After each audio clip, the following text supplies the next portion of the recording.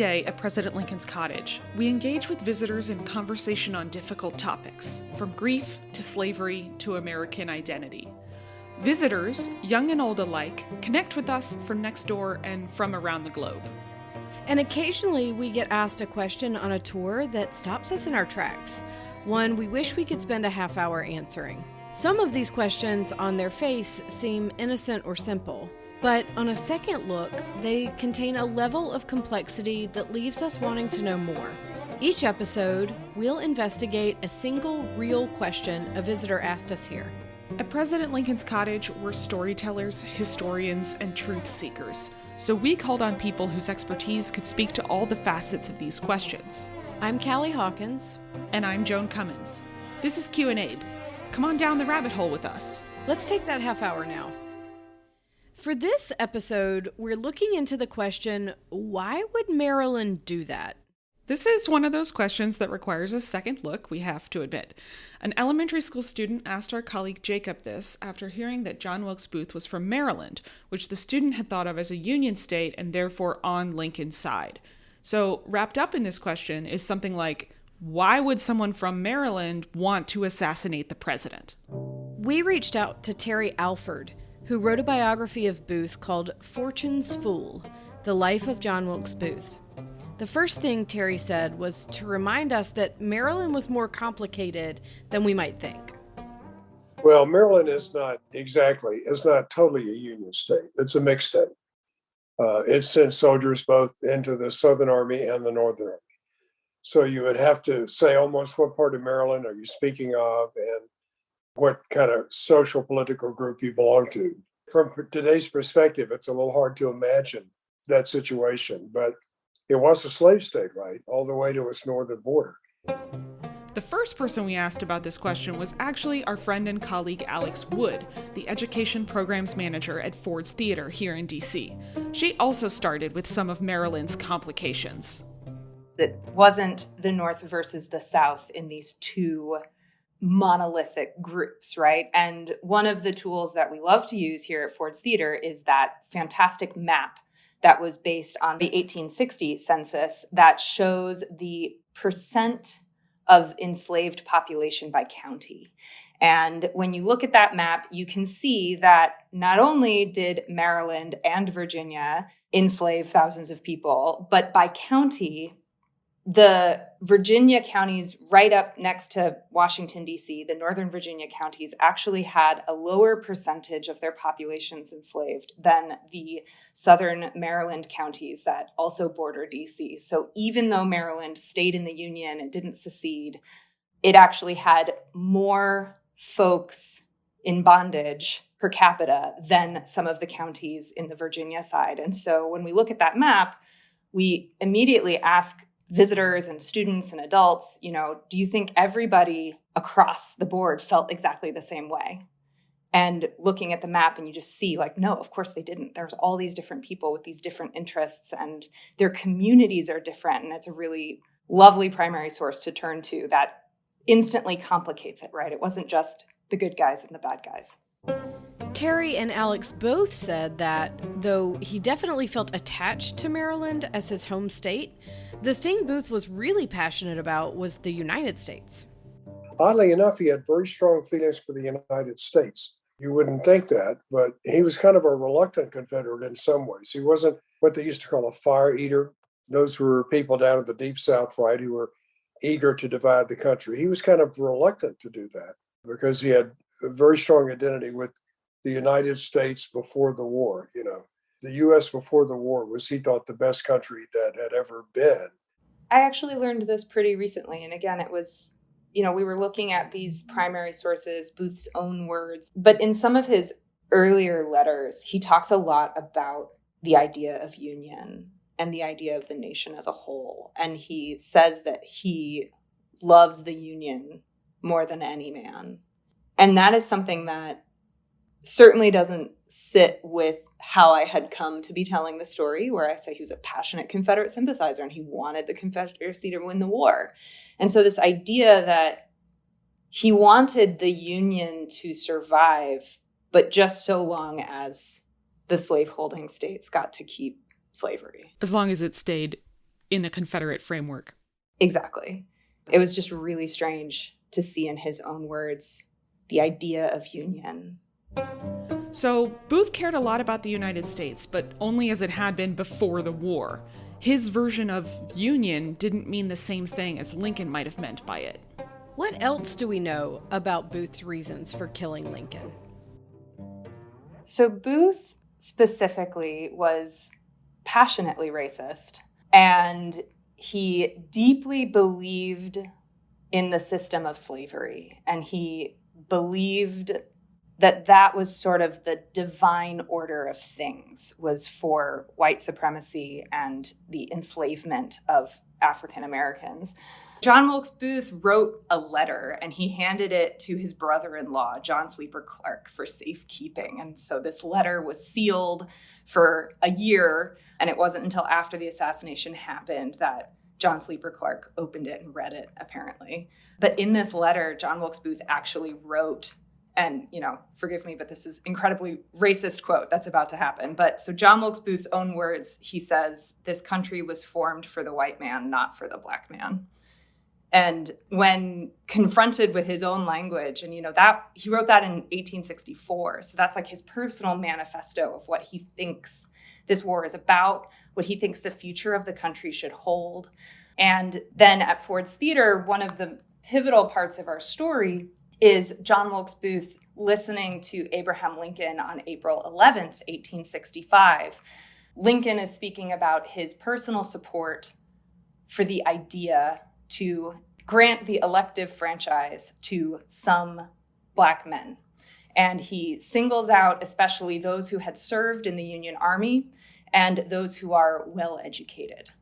Lincoln delivers this speech on April 11th, 1865, from the White House to this crowd of people.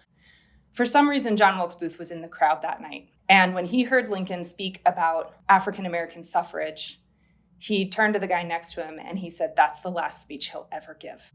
And then there's a couple of different accounts of what else he said around those sentences. But it really seems like this idea of African American men having the right to vote, being empowered to participate in our government, which is one of the surest steps towards citizenship, was really the thing that pushed Booth over the edge. Alex also said that visitors to Ford's have the same question that we're asking today, and sometimes linger on it even after hearing the answer. And I'm always impressed at how often the question, why did he do it? But why did he kill Lincoln? I mean, it's such a straightforward question, and yet it has a finite answer, but then it also kind of doesn't, right? Like the question keeps going.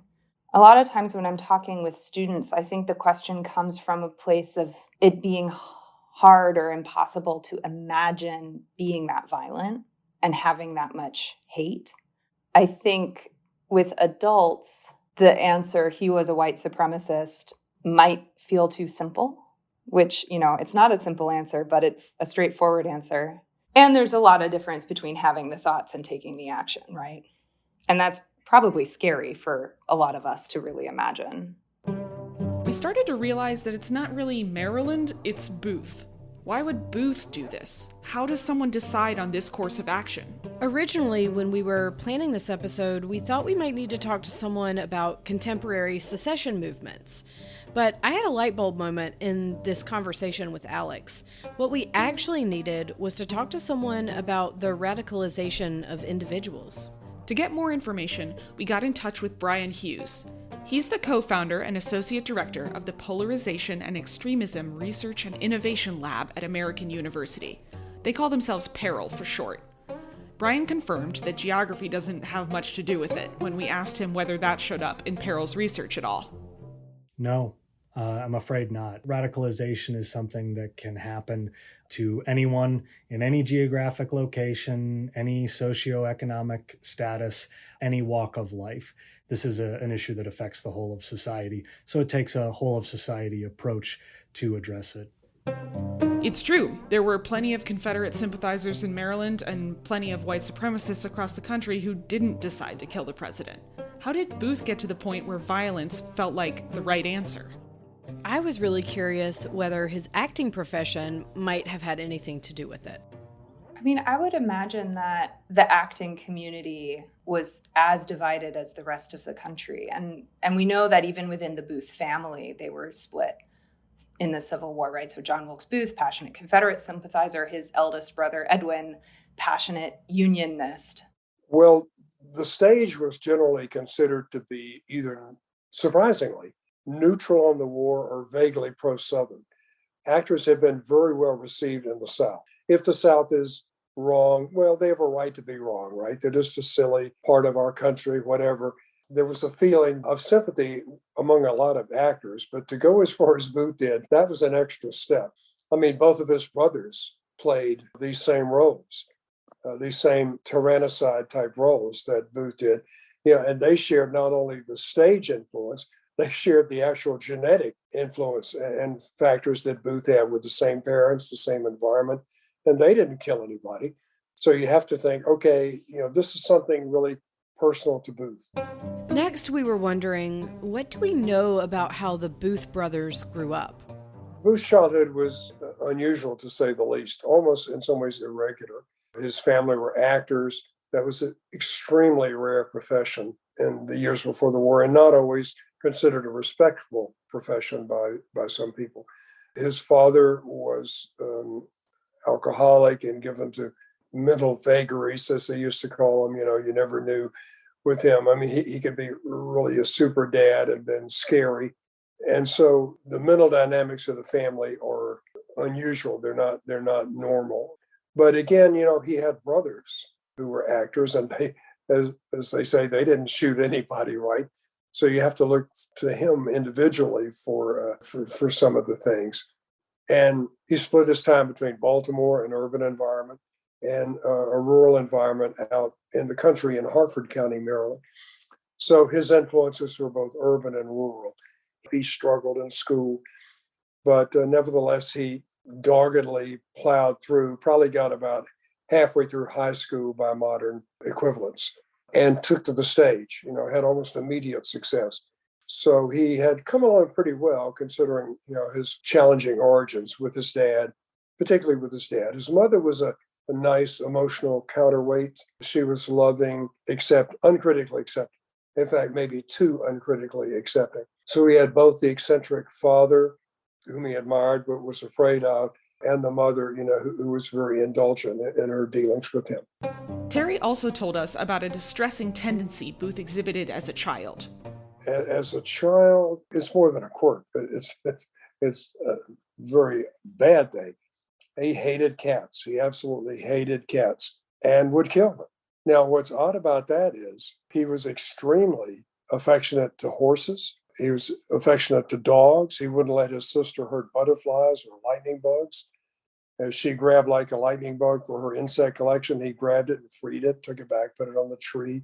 He jumped in a river to save a dog that was drowning one time.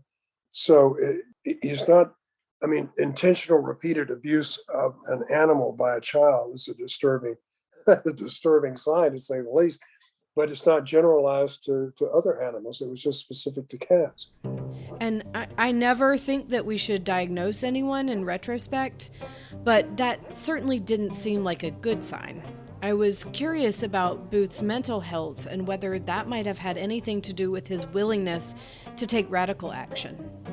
I think most of us who enjoy true crime have heard about the childhood warning signs of a psychopath, and it has to do with lighting fires, harming animals, bedwetting, and so on.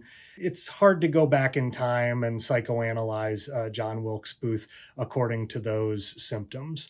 But nowadays, when we're worried about radicalization, we look at different red flags and warning signs. We look at whether people are coming into contact with the spaces and places where radicalization tends to occur. So whether they're going on certain websites, whether they're using certain applications on their mobile phones, we look for certain talking points that begin to emerge. I think it was Malcolm X who said something along the lines of racism is like a Cadillac. It's the same old car, but they have to trot out a new model every single year to keep you interested. Well, that actually means that you can spot red flags a bit easier because they do change relatively slowly and very little, because the hate is repetitive, because we're still dealing with so many of the same old hates that we've been dealing with since the Civil War and earlier. Brian told us that Peril models radicalization from primarily a social and emotional perspective, as opposed to an ideological one. You know, in the past, radicalization to violent extremism was something that was looked at from a very ideological perspective. And there were these ideas that some beliefs and ideologies led to other beliefs and ideologies. And then eventually, you take this conveyor belt from point A to violent extremism. And this theory was widely abused during the War on Terror years, just following 9/11, to target Muslim Americans and Muslims abroad.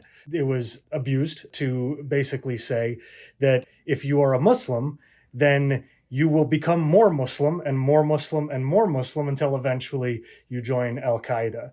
And of course, this is highly offensive and it's highly false.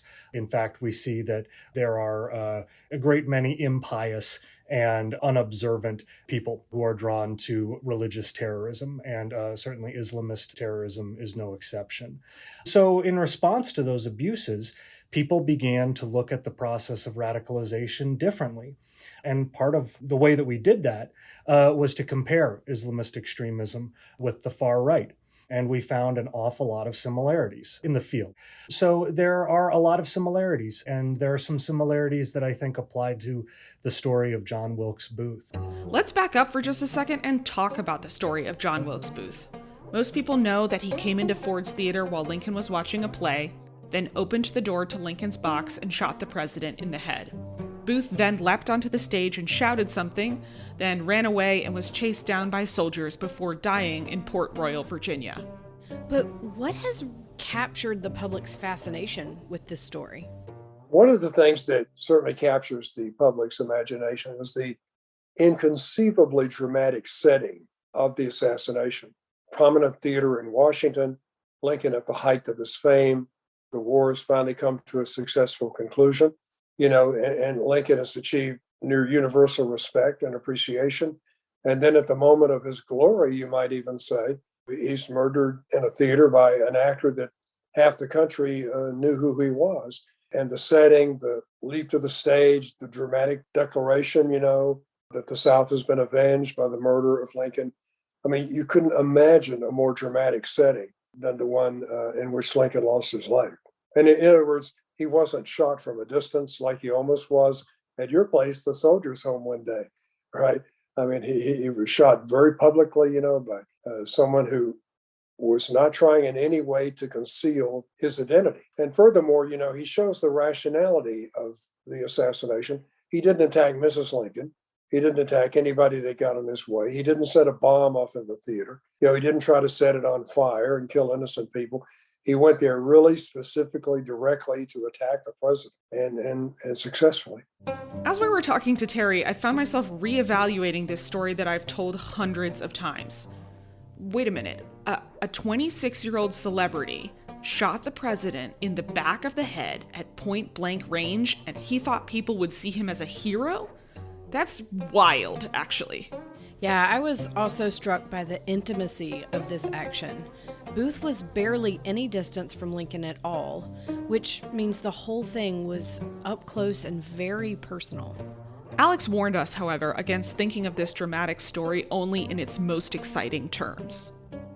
I think, maybe not even most, but many of our visitors have the idea of Booth as the handsome actor and the athletic stuntman, thespian, famous actor with many lady admirers and famous all around the country. And again, that sort of plays into the thrill of the story.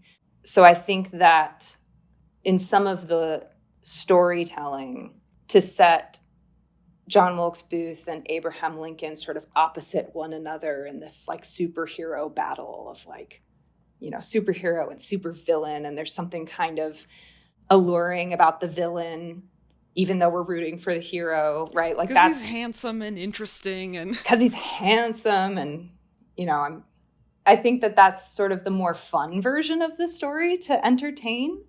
And when we really look at Booth for what he deeply believed and what he wrote and what he said and how he gathered his conspirators around him and what he set out to do, and we see that he was this, radicalized fanatic with a tremendous amount of anger and hate and prejudice in his heart and mind and soul, and what he envisioned for the country and what he envisioned for his own life and the part he wanted to play in it. That's a lot less fun, much less cinematic.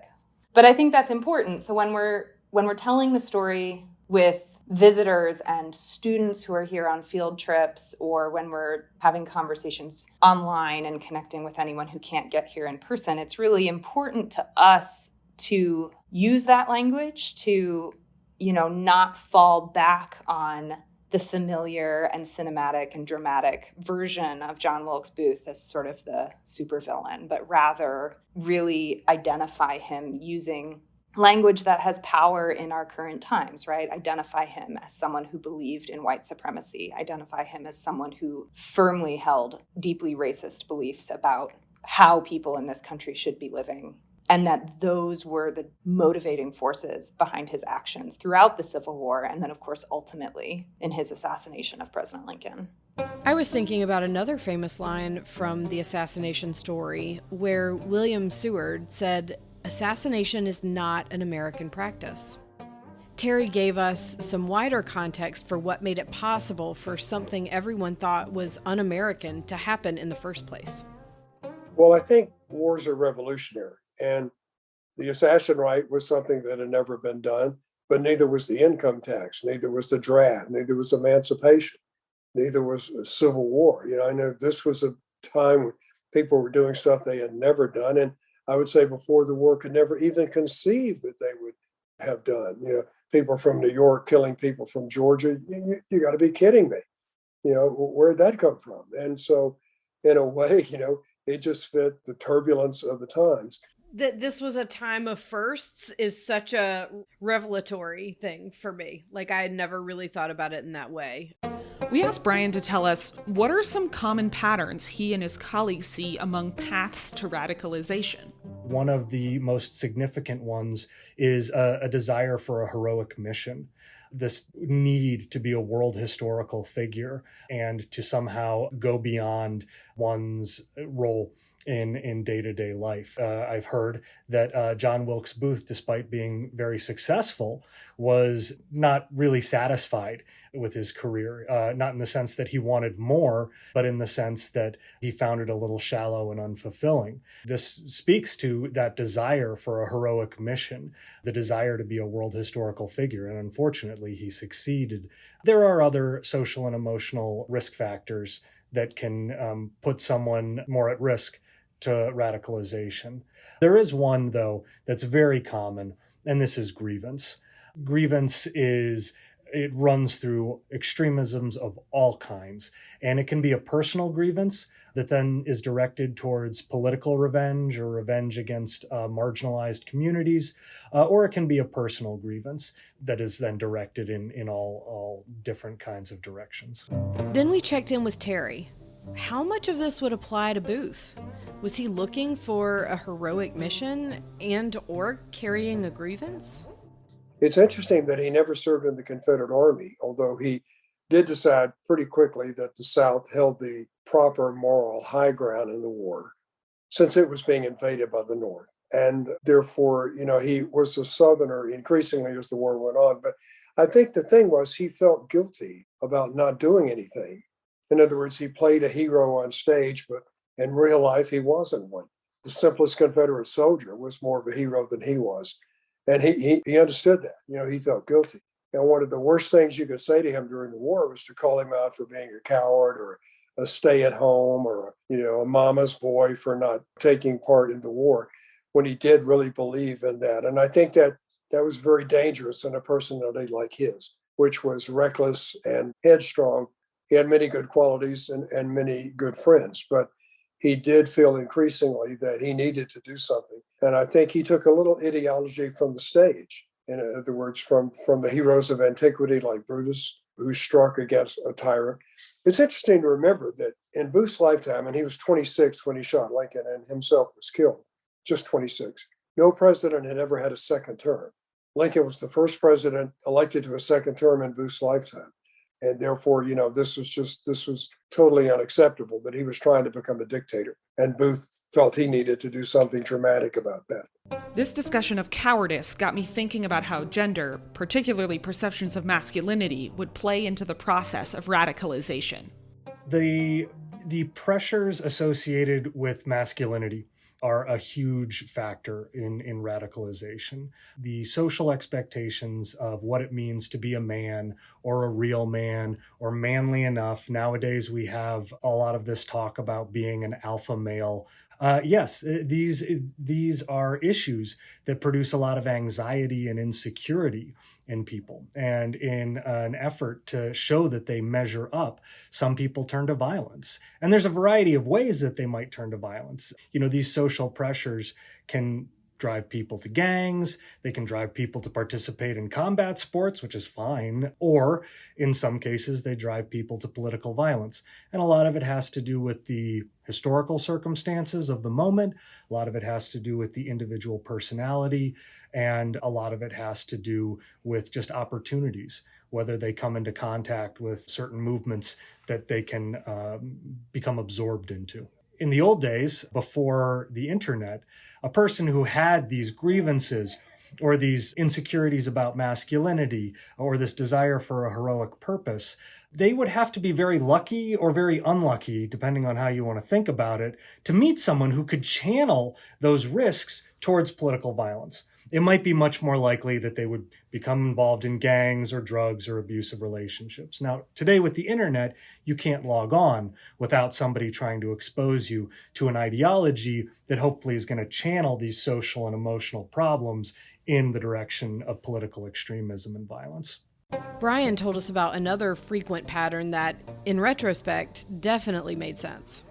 This speaks to another very common dynamic that can lead to radicalization, and that's status threat.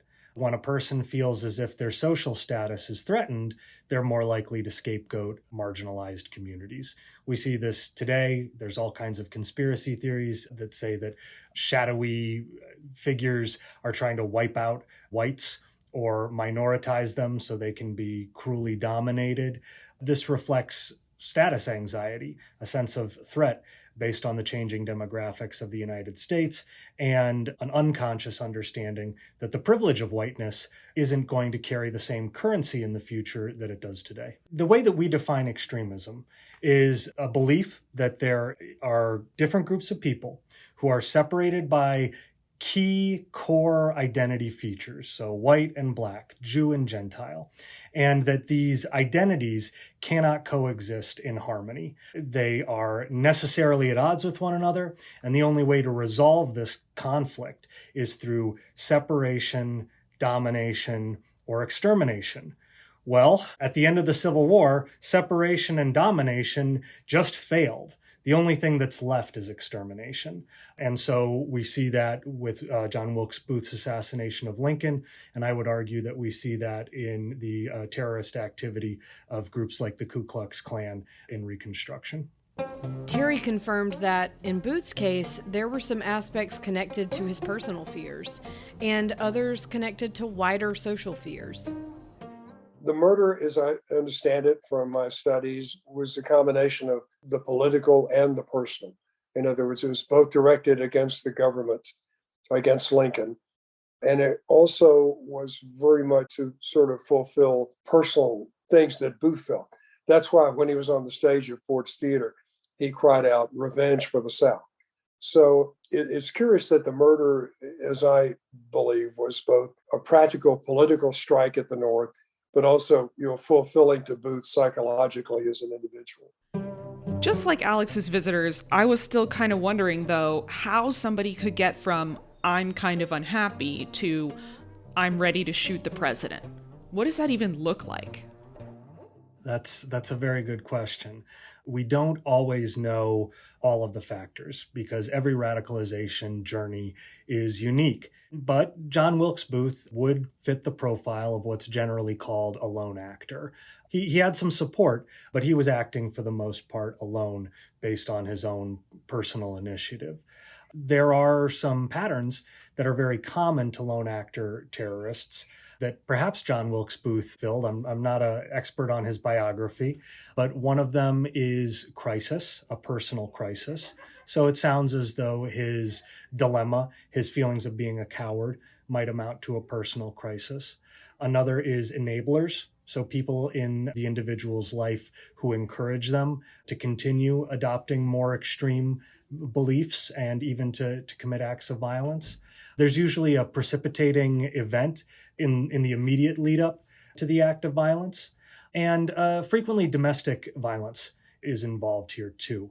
A person who has a history of domestic violence and then meets these other criteria or risk factors is much more likely to commit an act of lone actor terrorism.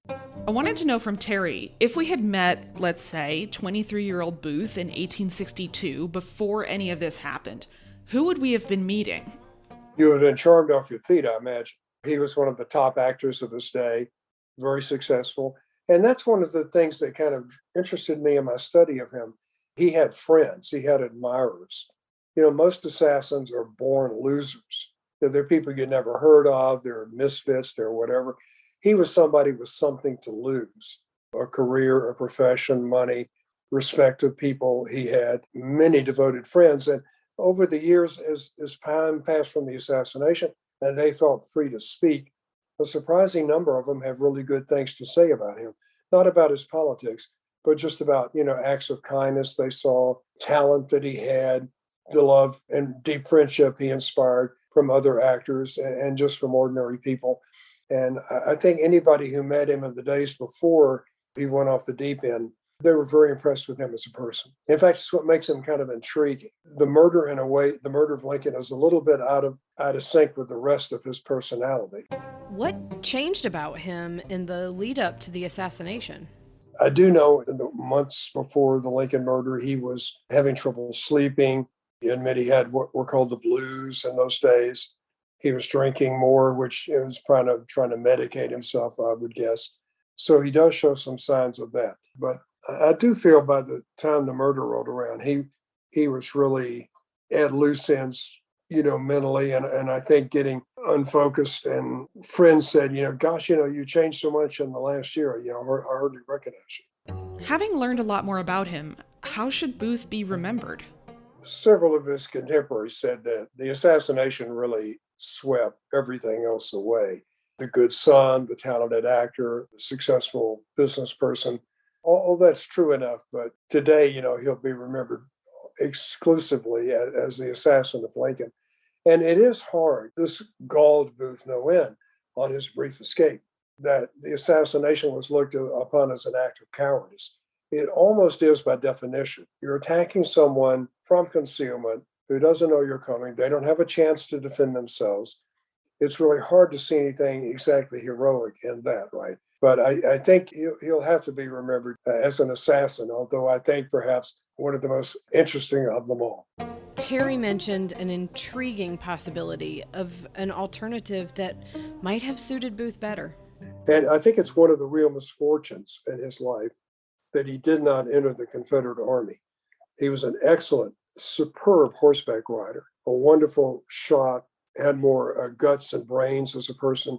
He would have made a wonderful Confederate cavalry soldier and probably, been killed in the middle of the war, and then we would never have heard of him. That was the proper course for him, I think. He stayed out of the war under pressure from his family, especially his mother. She had already lost 4 children by the time the war came along. She had no intention of losing another one.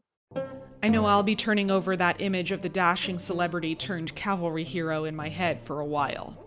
We asked Terry, if you had the chance, what would you have said to Booth? Boy, I don't know if I can really answer that satisfactorily.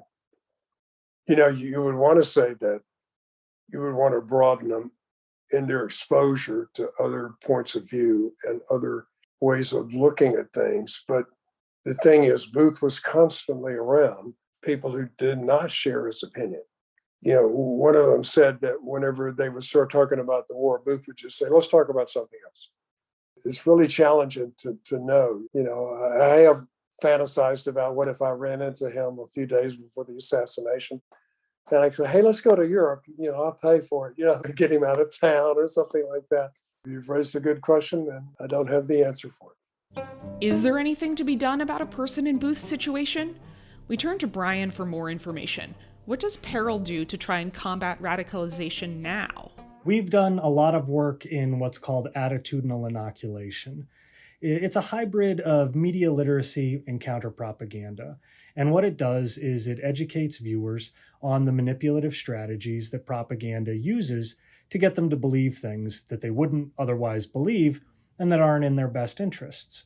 So we have developed ways of producing and distributing inoculation messages via video, via meme, and via online platforms that we've demonstrated are extremely effective in reducing people's willingness to believe and to support manipulative propaganda. Yeah, and I think that it is in itself a powerful message of people are going to try and mess with you. Don't let them.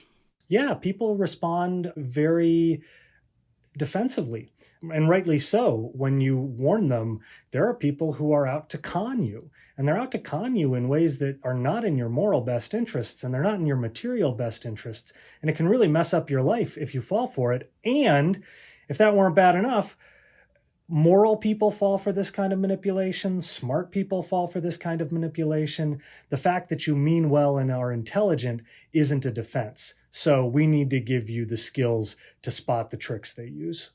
Is there anything that ordinary people can do?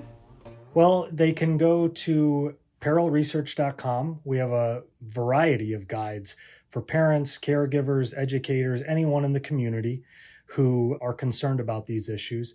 They give you step-by-step processes to spot problems and then to deal with them, but also to address them before they start.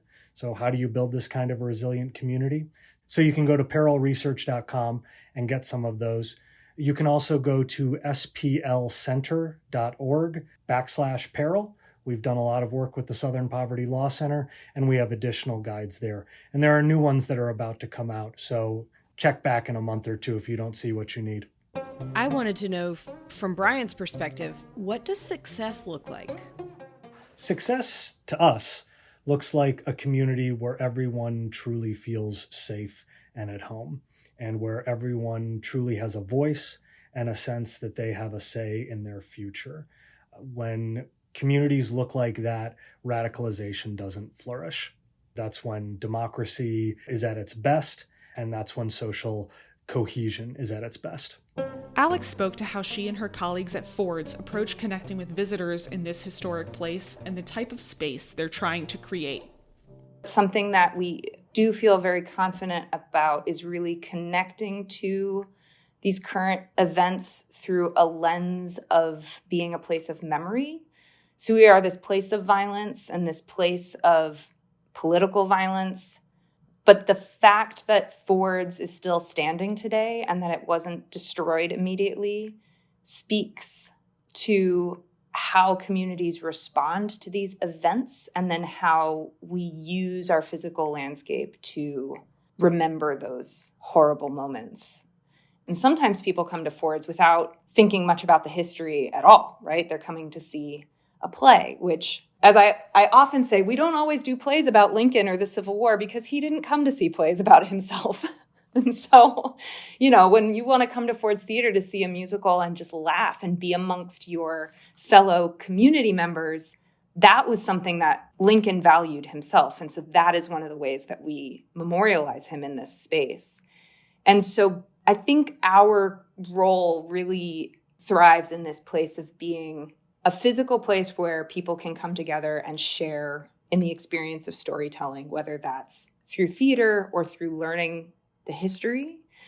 And then I think sometimes when we find ourselves confounded by what's happening in the world around us because it's never happened before. It's our first time experiencing something. I think we can return to what happened at Ford's Theater and see there how nobody in those moments knew what was going to happen next either. I think we really hope that, we'll learn from our history so that we aren't doomed to repeat it.